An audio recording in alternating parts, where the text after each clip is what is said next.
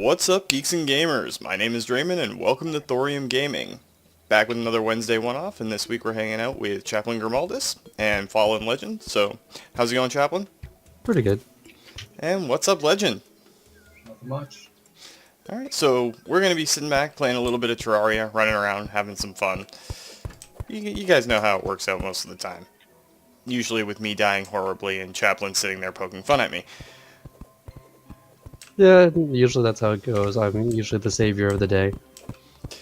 Yeah, that's because I suck at most games and end up dying. Badly. Not every game, but there are some games.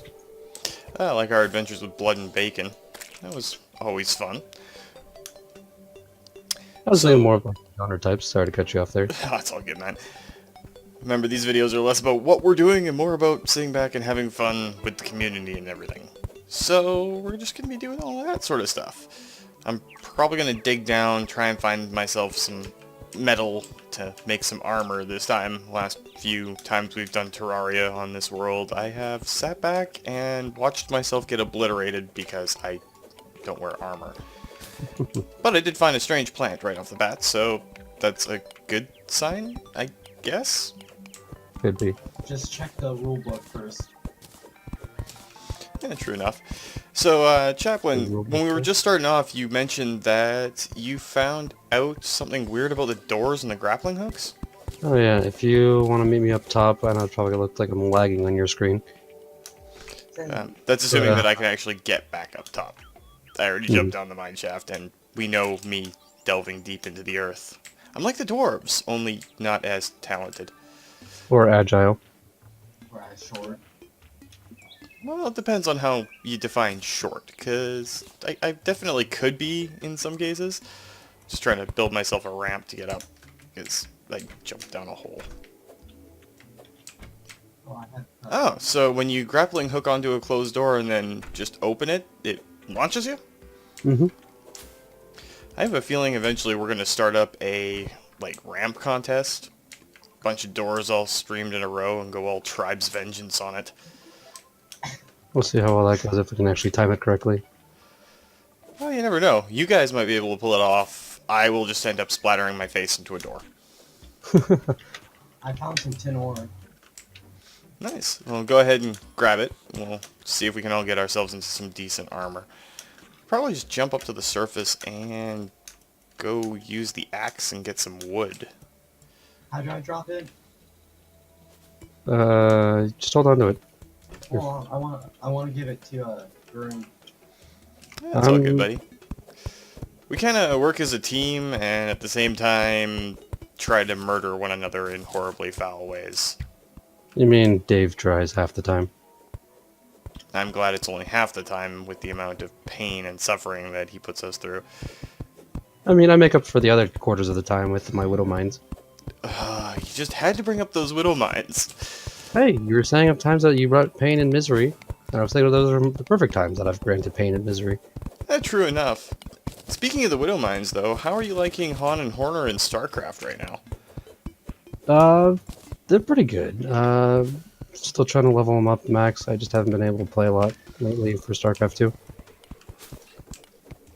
I've been trying to invest a little bit of time into Nova, but I prefer playing games like that with the 232 and the assorted, quote, weirdos, end quote, that make up the community, because it's a heck of a lot more fun.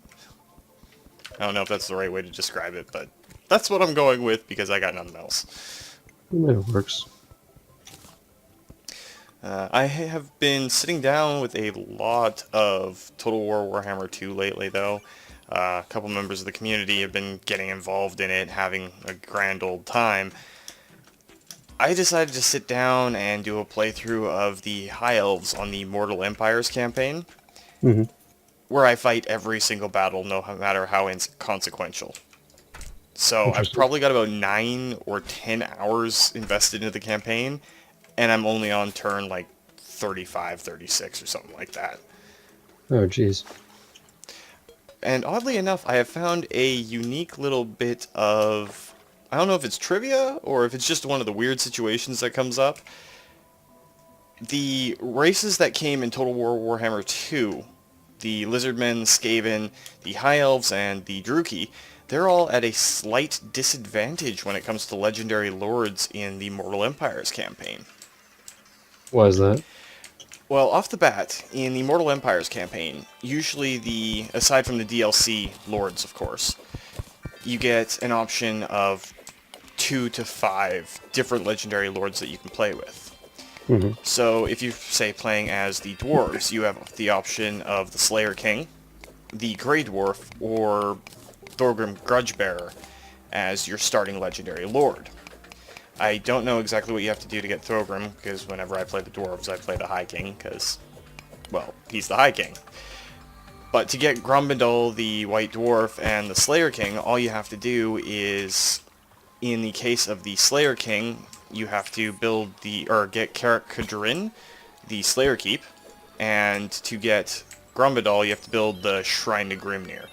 So they're fairly easy to get right off the bat, especially if you go for the Confederation with the dwarves and all that, right?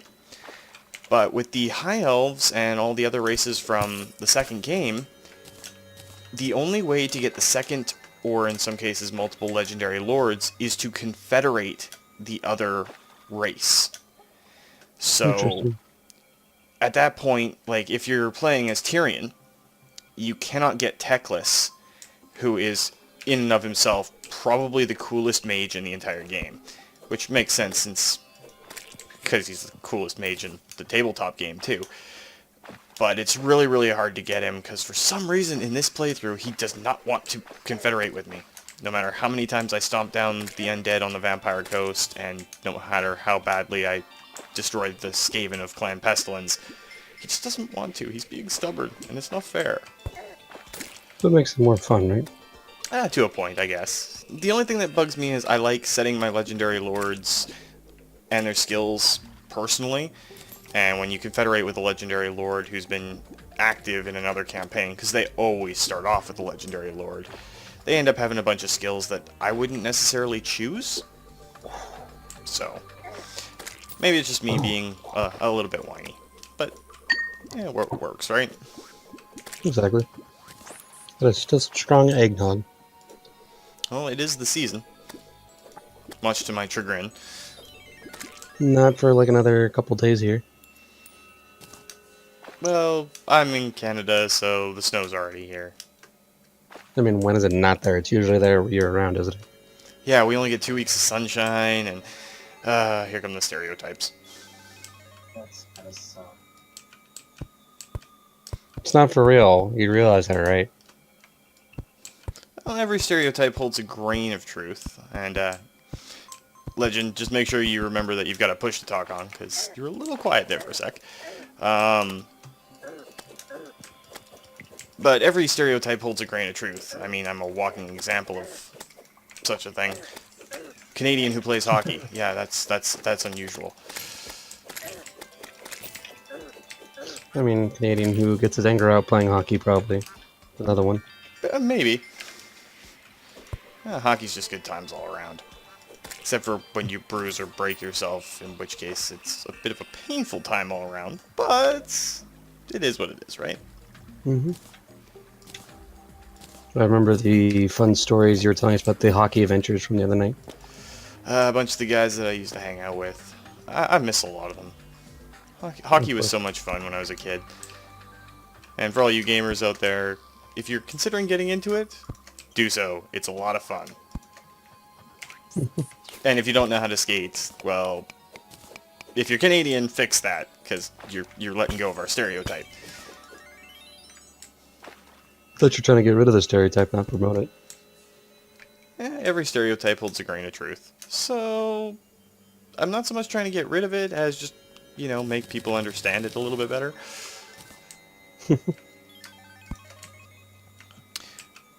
So, Legend, throughout all your gameplay stuff, which games have you been playing lately? I haven't really been playing games lately. I've been working on school and stuff. Well, school's obviously important, so it's good that you're not, quote, letting gaming get in the way, end quote, of your education, because it's very important. Same time, find a little bit of time now and then. when your homework's done and all that sort of stuff to get some gaming in. Yeah, I gotta finish my homework before I could join you guys. Yeah. Well, I'm grateful that you came on here. It's always nice to have more members of the 232 in. And Yeah. Chaplain, how did you end up drowning yourself? Stayed underwater too long. Well, that is pretty self-evident. Oh, crap, that's the slime. You want some help? I'm off in the ice zone right now, sitting back, trying to embarrass myself by throwing a boomerang and hitting nothing but snow. And let's see if I break this ice. If I break the ice, then I'm in trouble. Ah, I didn't break the ice. Ah. It's kind of sad that my best weapon is a boomerang. It's not a bad one. At least it's infinite, more or less. True enough. I mean, it's not the weapon I would prefer, but But it's starting nicer. world, fine. True enough. I did find some iron ore, though, and apparently my So did I. inventory is full.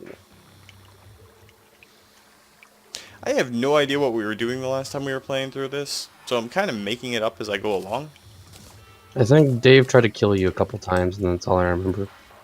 Name an episode of the Wednesday One-Offs where he doesn't try to kill me. Not Blood and Bacon, because that's a one for sure. Are you forgetting Dark that he Off. shot the farmer a lot of times to get grenades thrown at me? No, there's also, he could just chuck grenades at you. That's why I was saying not Blood and Bacon, because I remember that. There's a StarCraft 2 episodes, since he's not in those. This is very true. Way to get me on a technicality and make me look foolish. Magicka, that's another one, because he's not in it. Except for the fact that we did play Magicka with him before that, and the first thing he did was try to kill me. When did we play Magicka with him? I don't remember that one. There was one point in the past. I swear it was Agnew. Then again, I could just be going crazier, which is entirely possible.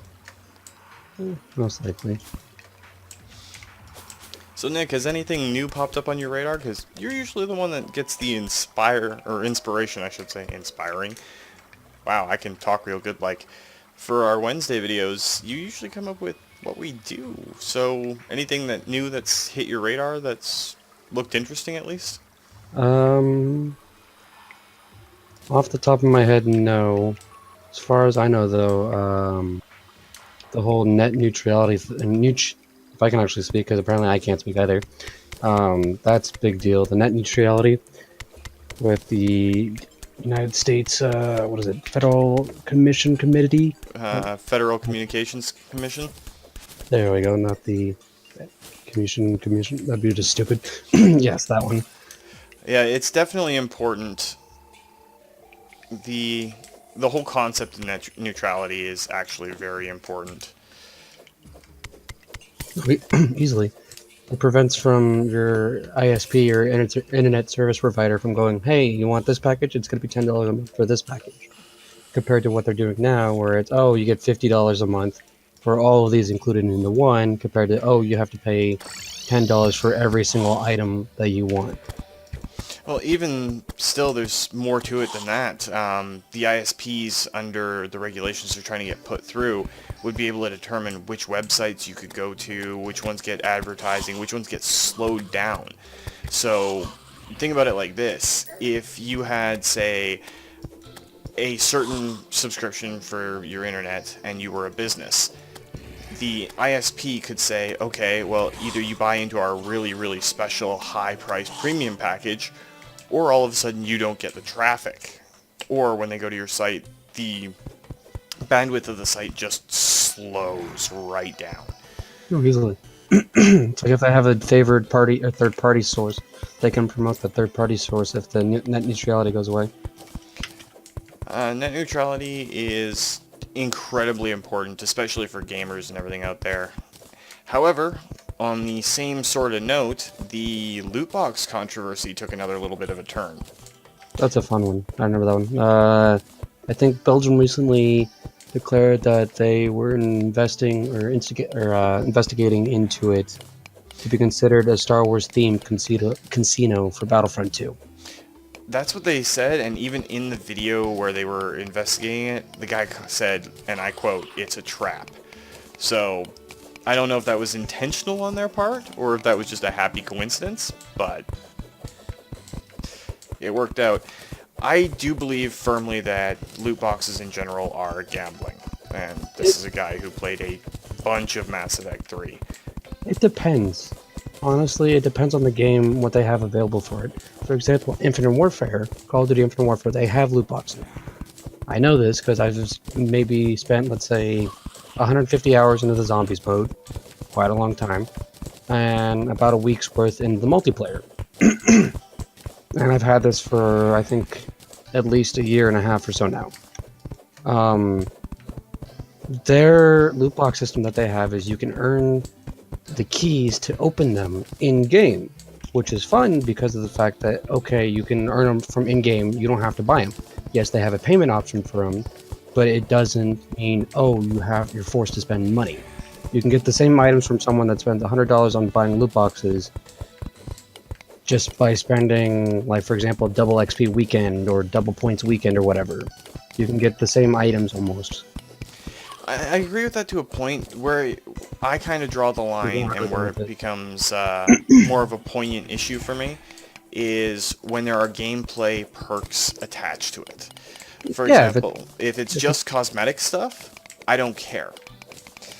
But when it comes to things like, even, and I hate to say this because you personally know how much I love the Mass Effect series.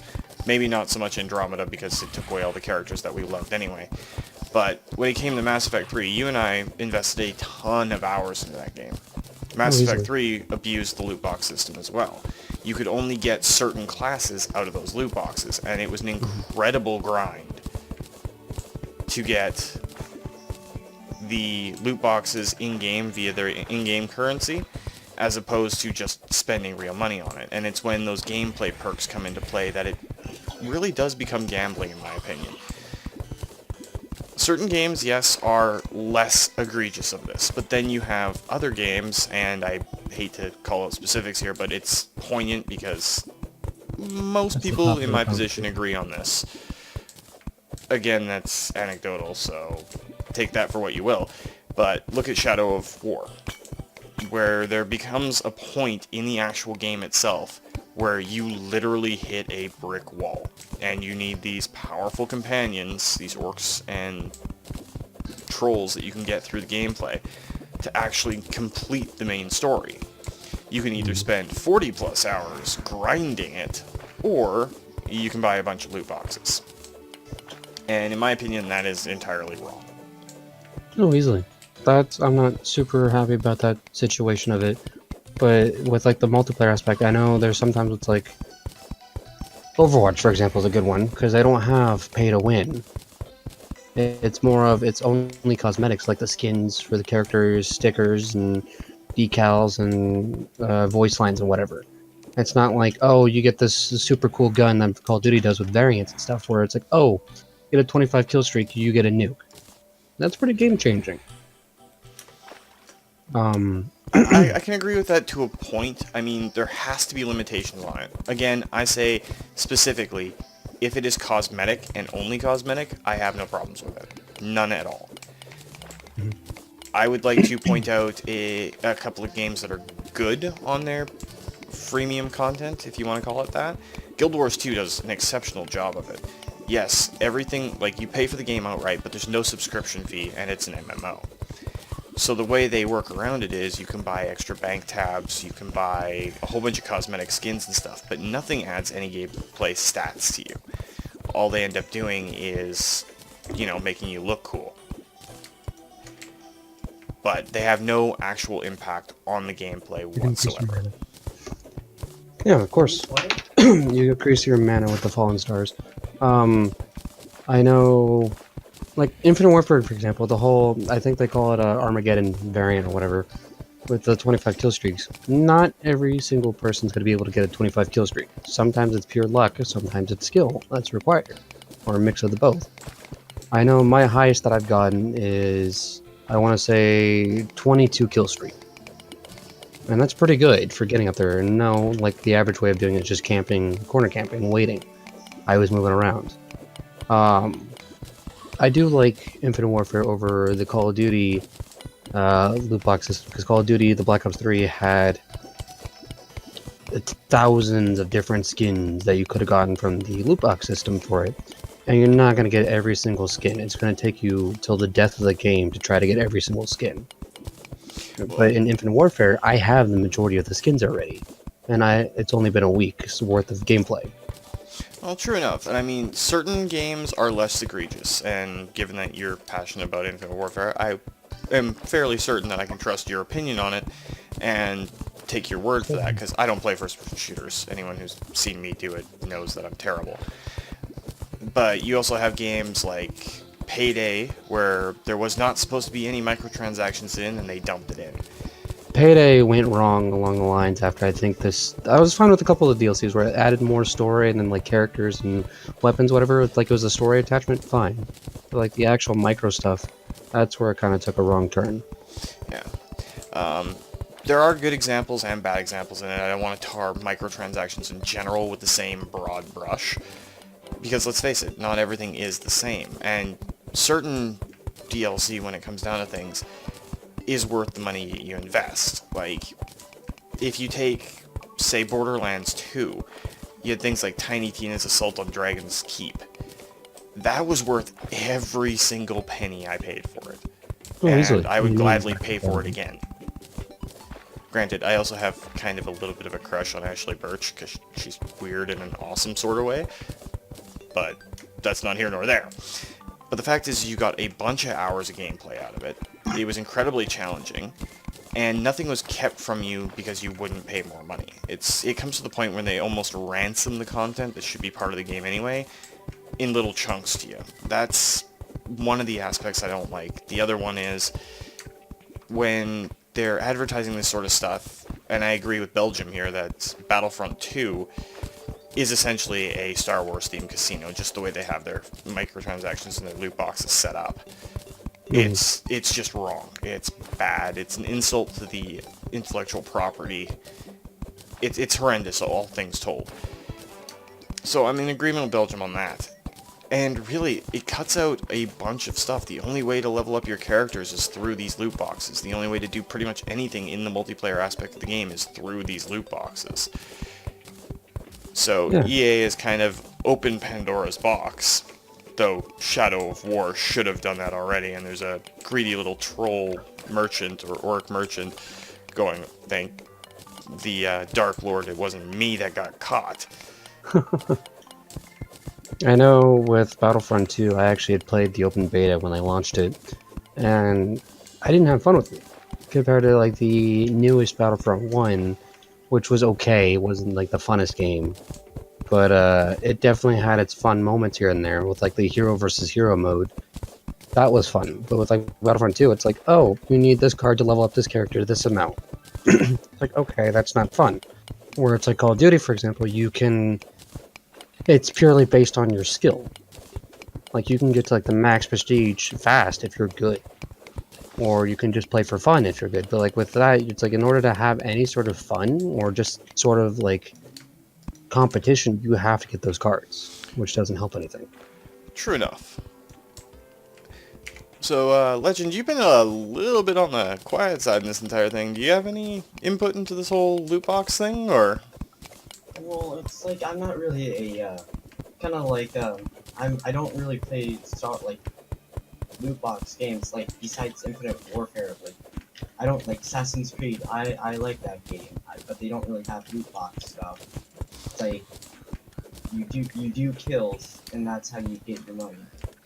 True enough. I mean, there was some other controversies with the whole Assassin's Creed series, and let's not go into detail about the well-portrayed but not good movie that they released for it, so... I know which one you're talking about. Like, It was the actors in okay. it are alright. Like, the actors are good. It's just the way they went about it, it's hard to capture the feel of a video game in a movie. And if we want our own personal little story to take precedence, you gotta kind of go with the canon and everything like that. It's why the Doom movie, while well acted, and of course I'm a Dwayne Johnson fan, it was well acted and well executed, with the exception of that first-person shooter section. But that's not what Doom is. Doom is not all this stuff about genetics. It was Portal to Hell opens, you are Doom Marine, insert blank, BFG. That's Doom. That's all Doom is. And when they remade it, thankfully they went back to that winning formula, and the remake of Doom was incredible. You're talking about the video game version of it, right? Yes. I actually have it, and it's been a lot of fun.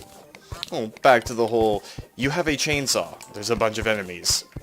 Do what comes naturally when you have a chainsaw. Everything looks like a tree. Oh, easily. One of the few series I think that could maybe get away with a movie adaptation would be Mass Effect, if they went with the canonical version, which is Paragon, I believe. Mm-hmm. It was kind of cool to see the whole Shepard is indoctrinated theory that popped up on a bunch of gaming sites, and if you guys out there haven't checked that out yet, go and check it out, because it's an interesting little theory, especially if you're into the Mass Effect series itself. But go ahead, Legend. It said something about sending a link for that game theory. Yeah, I'll probably try to throw that into the links when I upload all of our goofiness. But the whole theory was that Shepard was slowly being indoctrinated by the Reapers, and there was something about the final choice. It's really worth looking into, and it's a good theory. It's based on logic and reason, and all of a sudden there's a giant Joker. Mm-hmm, you know it. I don't know why I've been building a tunnel this entire time. It's just something that requires no thought while we're talking. So we have a pretty decent conversation going on this time, as opposed to you just trying to nuke me from orbit, because it's the only way to be sure. Let's see, what game have I tried to nuke you from orbit from? I know there's StarCraft. No, wait, that's you with nukes. I know there's the Widow Mines. I've tried to nuke you from the ground. Well, it's kind of our running joke in Thorium Gaming. Gotta nuke it from orbit, because it's the only way to be sure. It comes up in pretty much every game that we're sitting down and playing. A lot of the stuff that happens not on camera, because we hang out a lot off of camera too, which is actually really awesome. I'm enjoying that aspect of this whole thing a ton. But it's just a running joke, and it's an old throwback to Aliens, probably the best movie in the franchise for that. I love that movie. I don't blame you, it's a good one. And Bill Paxton holds a special place in my heart because he's one of two people that's been killed by an alien, a Terminator, and a Predator. I remember you were saying he was the one guy in the diner. Yeah, he was. Spaceballs. Well, there's that too, but in the Terminator, I think it was the first Terminator movie, he's one of the punks that tries to assault the android and ends up getting terminated. He's, of course, Hudson? Yes, Hudson. In the Aliens franchise, and in Predator 2, he is the cocky, everything is my specialty dude that ends up working with Danny Glover. Interesting. The only other guy, and I cannot remember his name offhand, I'm so bad about that, is the guy that played Bishop. He's the only other person that's been killed by all three. He was a detective in the Terminator franchise. He was, of course, Bishop. And in Aliens vs. Predator, or Alien vs. Predator, he, of course, showed up as Wayland. So, Interesting. he's the only other person that's been killed by all three. That's just a little bit of random movie trivia. Weird stuff like that always ends up coming up on our Wednesday one-offs. What was I going to do? Right, I need a chest. Here, I'll make you one. Just put it down up here. It's going to be for dirt and stuff, so that'll help. So yeah, aside from Total War Warhammer 2, I've been trying to play a little bit of XCOM 2 and some other fun stuff, but I've been kind of trying to look into what we can do for a Stellaris, or not a Stellaris, a Starbound Let's Play. I'm playing a lot of Stellaris too, which has been frustratingly awesome, I want to say. Starbound would be fun. Starbound would definitely be fun. Stellaris, on the other hand, it's of course a Paradox interactive grand strategy game, so you can imagine the type of fun I've been having with it. Yeah, that sounds real fun. Oh, they're great games. If you haven't Nice. played them yet, they are a lot of actual fun. Problem comes down to you have to get incredibly in-depth with them and invest a lot of mental energy into actually playing the games, because they require a lot of mental energy, especially when you're looking at your trade deals, your diplomacy, all that sort of stuff. It ends up being a lot to keep track of during a single playthrough, and I've been playing a Star Wars mod, or a Star Trek mod, sorry, called New Horizons, and it just adds a whole nother level of complexity to it. But the guys that authored that mod, they put in a lot of really cool stuff. If you play as the United Federation of Planets, you actually start off from the beginning of Enterprise and work your way all the way up through Next Gen. I think the first time you see something that's like Galaxy class is the battleships in the game. Oh, interesting. The rest of it is you actually have to do something. The Zindia send their sphere to Earth, all that sort of stuff, just like in the series. And then you end up having to send a single admiral to investigate this planet, and that admiral goes off and does this whole long event chain that pretty much encompasses the entire Enterprise series. And then you get the Enterprise NX-01 class. It's a special ship, you only ever get one of it. It gets upgraded a couple of times as you're playing through. The mod authors really went all out on it. Did And someone just shoot a flare? not a flare, but it looks like Fallen Legend pulled a Grimaldus and forgot that water does not go in your lungs. Funny. I couldn't actually get back up, so I just did like a man. Nice. I was gonna say something, but I'm not gonna go there. Oh. But We don't need my any more statement. attempts to kill each other.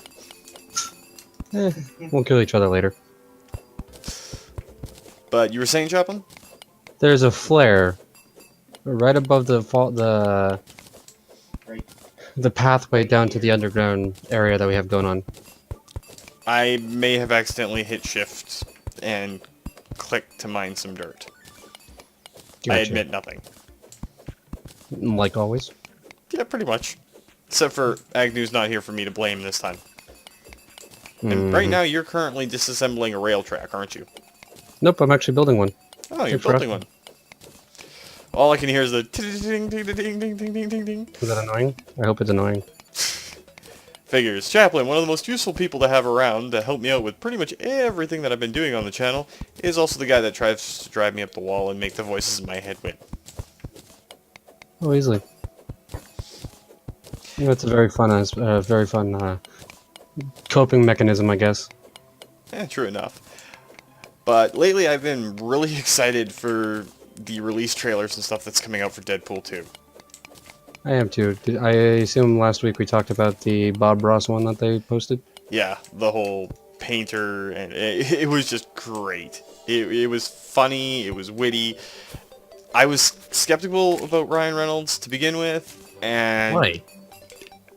I don't know. I just didn't think that he could actually pull off the full Deadpool thing after I saw X-Men Origins. He made it up with With the first Deadpool. Deadpool movie, yes. He redeemed himself, redeemed the character. The only thing they're missing is the voices in his head, and I am so looking forward to the second one. And Warhead is finally getting her full-on X-Men, bodysuit style debut. She was a really cool side character, but I'm super excited. So, me, my father, and my brother, yes, my father of all people, who had no idea who Deadpool was, kind of humored me and my brother going to the theater to see the first one. I swear, Chaplin, first 10 minutes of the movie, it was more entertaining watching him laughing at the movie than it was watching the movie. I know, last year when it came out in February, the advertisements for it was pretty funny because they were trying to hit it off as a romance movie, even though it was nothing but, really. That sounds funny. Yeah, there's also a joke, if you actually have seen the movie, you know what I'm mainly referring to. Good. Anyway, on a different note, I took my girlfriend, or me and my girlfriend at the time went to go see it, and it was pretty funny because I was cracking up with the whole bridge scene that was going on. I thought this was a superhero movie, but that guy just shish kebabbed the other guy. I'm guessing that's where you were going with it. Pretty much that, and the point where he tries to fight Colossus and tries to roundhouse kick him and ends up breaking his leg. Yeah. Everybody fears the T-Rex. For those of you out there who have not seen Deadpool 1 yet, before the second movie comes out, go watch the movie. I am not responsible for any split sides, wet pants, or lack of breath that you find from watching the movie. It's hilarious, it's awesome, Ryan Reynolds is a genius as Wade Wilson. Go watch the movie, it's great. My other favorite part of that bridge scene was the point where he's stopping him. He's like, "Don't shoot! Don't shoot!" Like, one of the guys asks like why he's wearing red pants, or whatever. He's like, "And so the guys can't." I bet you're the bad wondering, guys why can't the see red me suit? Well, it's just people can't see me bleed. Oh, and see, that guy's got the right idea. He wore the brown pants. Okay, I've seen the movie one too many times, the fact I am verbatim quoting it. It's not a bad thing. No, it's not. Quotes. I have so many running through my head. It's hard to remember all of them. Another one was the whole when he cuts off his hand. It's like, God, is that you? It's Margaret calling. My favorite part for the entire bridge scene is when Colossus is giving him the gears, and he's like, "What? I didn't do anything." And the dead guy falls off of a billboard. That guy was already up there when I got here. It's just a riotous laugh, guys. You gotta go see it. None of this will make sense out of context. Just go watch the movie. You're gonna have a blast. Literally. In some cases, yes, Legends, literally. And of course, there's the Canadian murder scene. I'm not gonna spoil that. I'm not gonna spoil that. I know what you're talking about. You know exactly which one I'm talking about, considering we were talking about stereotypes earlier. Zamboni. Zamboni. The big thing that goes around the ice rink. Oh. Can you get the mental picture yet? Yeah. I didn't know it was called that, so. Yes, this is a Canadian-hosted channel, so be aware of the jokes that you may or may not get, depending on how acquainted with the northern part of the 42nd parallel you are. In other words, take off, ya hoser. Also, in other words, I guess that notes that Legend is a brother. And no, not a brother from another mother, an actual brother from the same mother. It's all good. Family is family.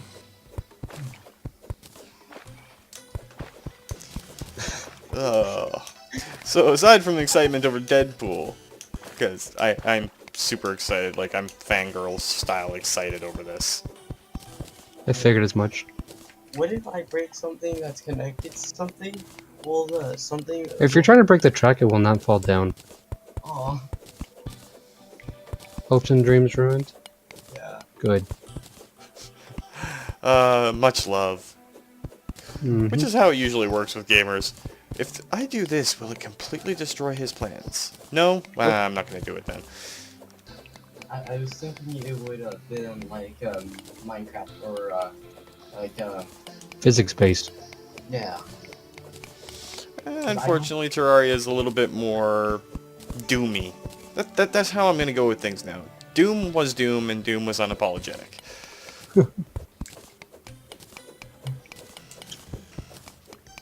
Now, if only we could get a decent Duke Nukem game. Waited 15 years for the last one, and it turned out to be really bad. It was funny here and there. I got a kick out of it. there was one moment in the entire game that I laughed at. We got your power armor, Duke. Power armor is for expletives. Says the guy who gets wasted off of a single beer. How do I get out? You right-click on it, I believe. Thank you. Or you just press E or Shift. Chip too few. Oh, Shut it up before I seems slap I you. have found the crimson. I was wondering what was glowing, and apparently it's a crimson altar. You guys are above it and to its left.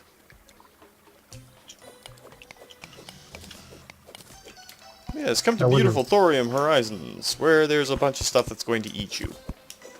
Sounds like every other travel ad. Don't blame us for your mistakes. Sounds like their backup insurance ad. I'm reminded of the Peter Griffin timeshare episode. Bunch of pictures of Yetis eating people. And he just I keeps remember that slipping one. through them real quick. It's like, oh, pay no attention. There's no Yetis or anything on the island. But that's actually probably a good place to end it for this week, guys. So if you did like the video, please consider hitting that like button. If you'd like to join up with the 232, possibly jump into one of these Wednesday one-offs, and have a little bit more action and a lot of weird conversation, just hit that subscribe button and make sure you turn your notifications on so you don't miss when a new video comes up. And thank you, of course, to Chaplain Grimaldus and Fallen Legend for joining me this week. You're welcome. No problem. No problem. And gotta remember, guys, life is a game, so play to win. And until next time, take care.